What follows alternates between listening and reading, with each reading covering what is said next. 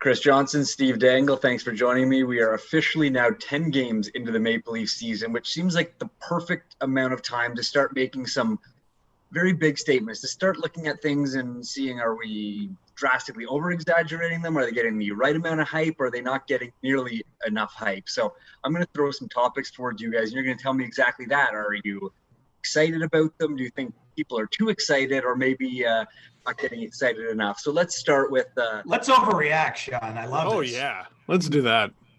Toronto media, Toronto Leafs fans overreacting. No. So first, Steve, let me just get out of the way quickly. There's a lot for Leafs fans to like, correct? Like, this is a time that Leaf fans are looking at it going, this is awesome, correct? Well, for sure, and I'm glad you brought me on. I'm known for my calm, level-headed takes. I mean, a 7-2-1 start. I'm not sure what else you could really ask for, and there's been criticisms there, and I think based on their start, they've been too much. I think fans aren't enthusiastic enough about this team, but I think we know the exact reason why. Fans aren't worried about this team making the playoffs. They're pretty confident they're going to get there. They want to see the process. They want to see a team where they could go, okay, I could see them getting through a round, maybe even two, maybe even, I don't know, win a championship. That's where I'm starting to go with this team, and I'm liking what I'm seeing so far. And that's fair. Cautious optimism is something that I'm sure Leaf fans have a lot lately after years of good regular seasons followed by playoff disappointment. Chris, I'll ask you to start. It looks great on paper. Should Leaf fans be celebrating already, or should they be cautiously optimistic?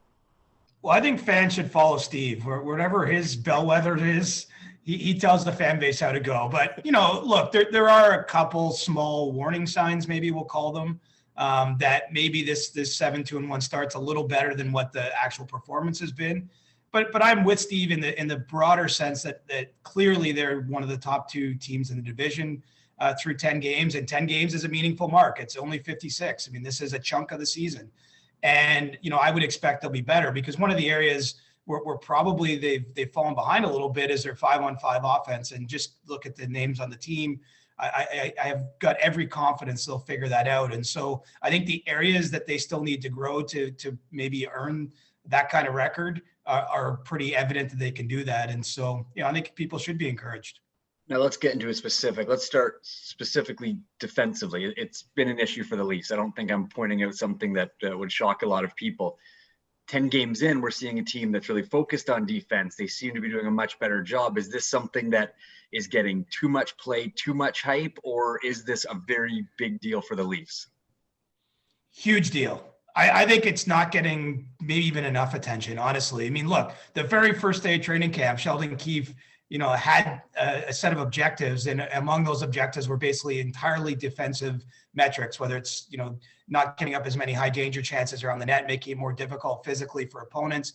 And okay, it's not perfect. It's 10 games into a season after a short training camp and no exhibition games, but their shots for are down. Some of the chances are down. There's evidence in the underlying numbers and in their performance that they're making progress there. Now, yes, there's still probably some balance issues about maybe they're sacrificing too much offense to do that and those types of things. But, given what we know this team can do offensively, one of the top scoring teams the last 4 years across the NHL, I think the fact they have made some of those strides defensively, is a tremendous sign for them. And as I say, they still got time to perfect it. I mean, with the Leafs defense, what I'm seeing is some pretty ridiculous takes on both ends of the spectrum. Because I think this is the best 6 or 7 that the Leafs have assembled on defense, on paper anyway, in over a decade, in a very long time. But I'm already seeing Leafs fans be self-destructive with that. Well, Travis Dermott can't get in the lineup. We got to trade him. Hey, Morgan Riley, his contract's going to expire eventually. We got to trade him. Or, hey, I got a fun idea. Make him a forward. Have you seen that one? That's not. Part of me feels that Steve has burner accounts and he starts these and then he comes on shows like this and is like, did you see that guy who talked about the Morgan Riley forward? Maybe, Steve? I was not put on waivers by the Rangers. I do not have a burner account. How dare you? But just investigating.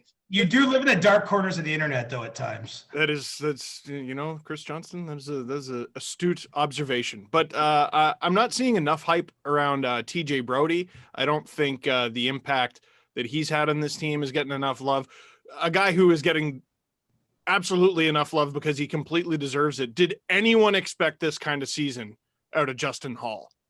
My God, he looks like an absolute stud. Never cut that flow because it's obviously giving you power.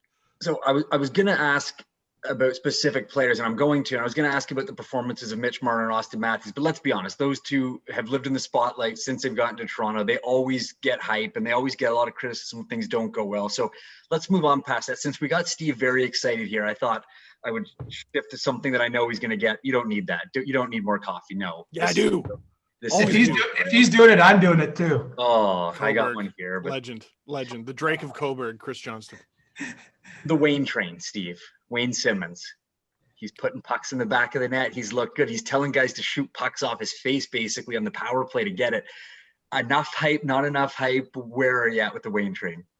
Honestly, not enough love. There's definitely a segment of the fan base where I'm sure he could do no wrong, and maybe I'm in there. By the way, Leafs fans, you're welcome.